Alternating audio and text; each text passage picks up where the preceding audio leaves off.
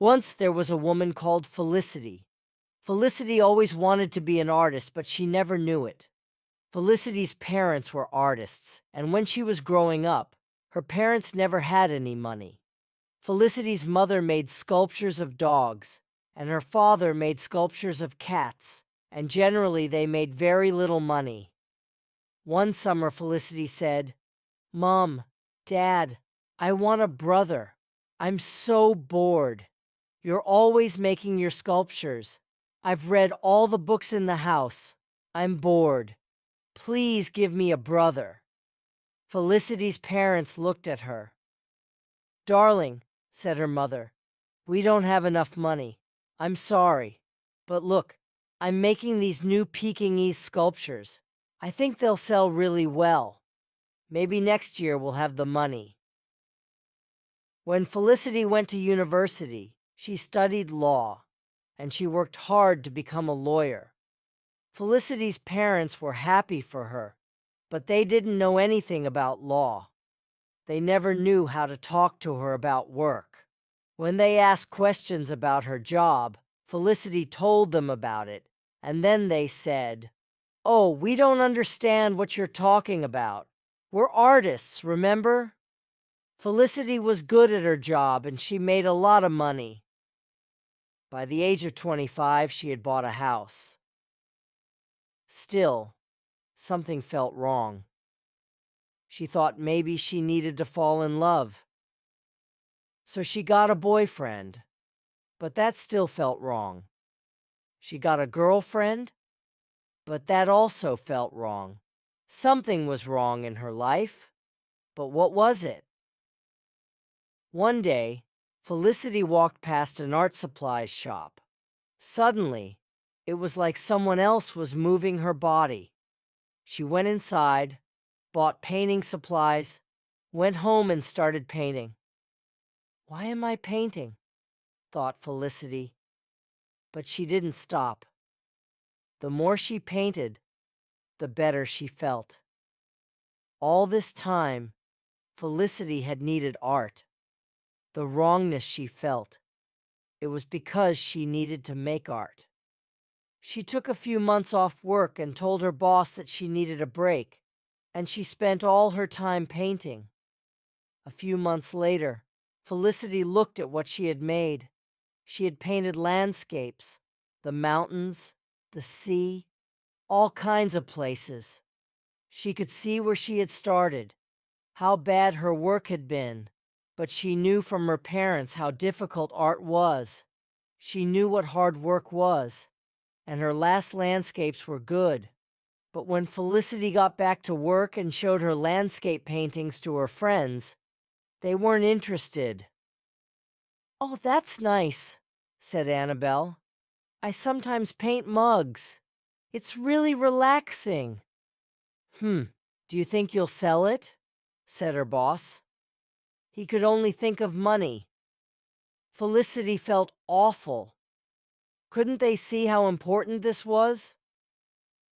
She went home and almost threw away her art supplies, but first she decided to try something else. Felicity started painting portraits. At first, she asked people off the street if she could paint them. She didn't trust her friends, but as she got better, she asked her friends if she could paint them. Slowly, she painted portraits of everyone she knew, including her parents.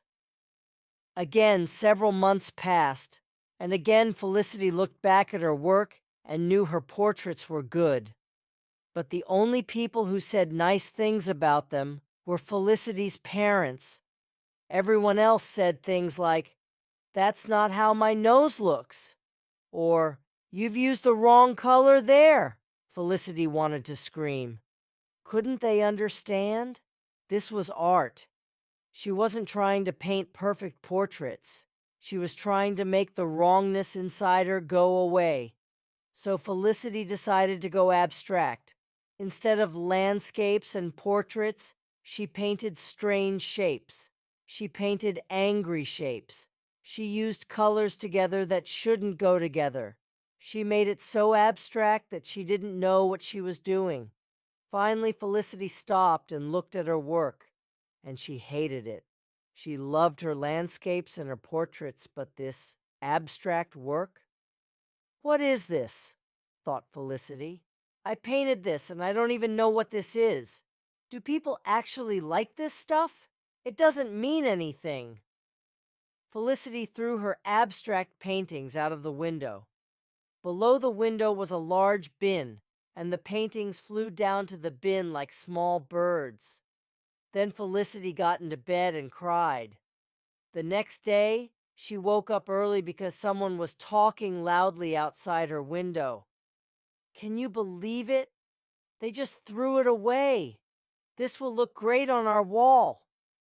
Felicity looked out of the window. Down below, a man and a woman were pulling her paintings out of the bin and looking at them. Felicity almost said, "Hey, those are mine." But then she thought, did she want people to know? "I'll search online," said the man. "Maybe it's a famous artist." "Oh, Gregory," said the woman, "we're not selling them. No, I love them." Felicity felt sick. This was the first time someone had said something really nice about her art, and she didn't know how to feel. She thought she might cry. "Hey," she said before she could stop herself. "Those are mine." "Oh." The man and the woman looked up. "You don't have to pay for them," said Felicity. "Really, if they make you happy, keep them." "Oh no, of course we'll pay for them," said the woman.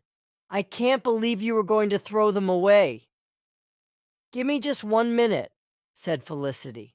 She quickly got dressed and went downstairs. With the help of Gregory and Delilah, that was their names, they collected all the abstract paintings and went into Felicity's house to talk about them. So Felicity found that there were people who liked her art. Gregory and Delilah talked for a short time about what they liked about the paintings, but quickly they started talking about money. Gregory and Delilah collected art, and they liked to help new artists. Felicity didn't tell them that she'd bought her house herself, and that she didn't need help with money. In fact, as they talked, she realized that the money really wasn't important to her. That feeling of wrongness was gone. It had gone before, when she saw how much they liked her paintings. Suddenly, she understood why her parents spent all that time making those dog and cat sculptures. Maybe they weren't the things that they wanted to make in their heart, but they made the sculptures well, and people loved them. Surely, Felicity thought, it's easier to make money painting portraits than strange abstract things. Felicity wanted to paint portraits and landscapes. She could see herself as that kind of artist. She had never thought of herself as a strange person, and people who did abstract art were always strange. Gregory and Delilah bought the paintings and hung them up inside their house. They sent Felicity pictures, and it was nice to see her work in someone's house. But after the paintings left her hands, she didn't really care what happened to them. She was already working on the next thing. She painted more and more abstract paintings. When she finished them, she didn't think, "This is awful." But she didn't love her abstract works like she loved the landscapes and portraits. Gregory and Delilah's friends, however, did love her abstract work. Soon she had so many people asking for her work that she didn't have time to paint it all. She had to work fewer hours as a lawyer to give her time to paint. How strange, thought Felicity. I always thought Mom and Dad were making art for themselves. And when I started, I was only making art for myself.